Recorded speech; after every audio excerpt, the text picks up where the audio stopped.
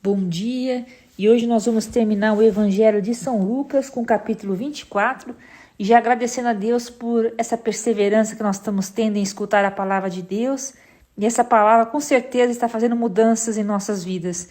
Em nome do Pai, do Filho e do Espírito Santo. Amém. Ressurreição. No primeiro dia da semana, muito cedo, dirigiram-se ao sepulcro com os aromas que haviam preparado. Acharam a pedra removida longe da abertura do sepulcro. Entraram, mas não encontraram o corpo do Senhor Jesus. Não sabiam elas o que pensar, quando apareceram em frente delas dois personagens com vestes resplandecentes. Como estivessem amedrontadas e voltassem o rosto para o chão, disseram-lhes eles: Por que buscai entre os mortos aquele que está vivo?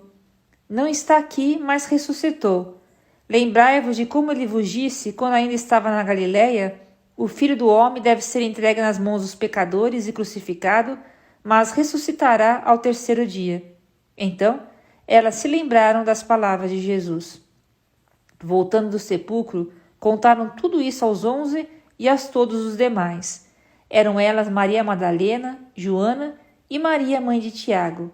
As outras suas amigas relataram aos apóstolos a mesma coisa. Mas essas notícias pareciam-lhes como um delírio e não lhes deram crédito. Contudo, Pedro correu ao sepulcro, inclinando-se para olhar, viu só os panos de linho na terra, depois retirou-se para sua casa admirado do que acontecera. Os discípulos de Emaús. Nesse mesmo dia, 2 discípulos caminhavam para uma aldeia chamada Emaús, distante de Jerusalém 60 estádios. Iam falando um com o outro de tudo o que tinha passado. Enquanto iam conversando e discorrendo entre si, o mesmo Jesus aproximou-se deles e caminhava com eles. Mas os olhos estavam-lhe como que vendados e não o reconheceram. Perguntou-lhes então: De que estáis falando pelo caminho e por que estáis tristes? Um deles, chamado Cleofas, respondeu-lhe: És tu acaso o único forasteiro em Jerusalém, que não sabe o que nela aconteceu esses dias? Perguntou-lhes ele: Que foi? Disseram: A respeito de Jesus de Nazaré. Era um profeta poderoso em obras e palavras diante de Deus e de todo o povo. Os nossos sumos sacerdotes e os nossos magistrados o entregaram para ser condenado à morte e o crucificaram. Nós esperávamos que fosse ele quem haveria de restaurar Israel, e agora, além de tudo isso, é hoje o terceiro dia que essas coisas sucederam. É verdade que algumas mulheres entre nós nos alarmaram. Elas foram ao sepulcro antes do nascer do sol e, não tendo achado seu corpo, voltaram, dizendo que tiveram uma visão de anjos, os quais asseguravam que está vivo. Alguns dos nossos foram ao sepulcro e acharam-no assim como as mulheres tinham dito, mas a ele mesmo não viram.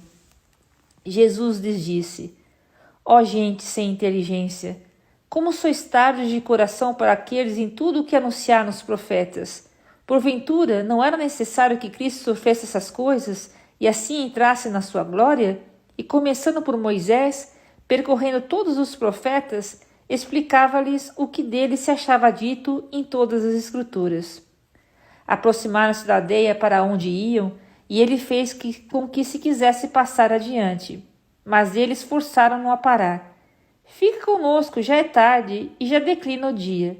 Entrou então com eles. Aconteceu que, estando sentado conjuntamente à mesa, ele tomou o pão, abençoou-o, partiu e serviu-lo. Então se lhes abriram os olhos e o reconheceram, mas ele desapareceu. Diziam então um para o outro: Não se nos abrasava o coração quando ele nos falava pelo caminho e nos explicava as Escrituras? Levantaram-se na mesma hora e voltaram a Jerusalém. Aí acharam reunidos os 11 e os que com eles restavam. Todos diziam: O Senhor ressuscitou verdadeiramente e apareceu a Simão.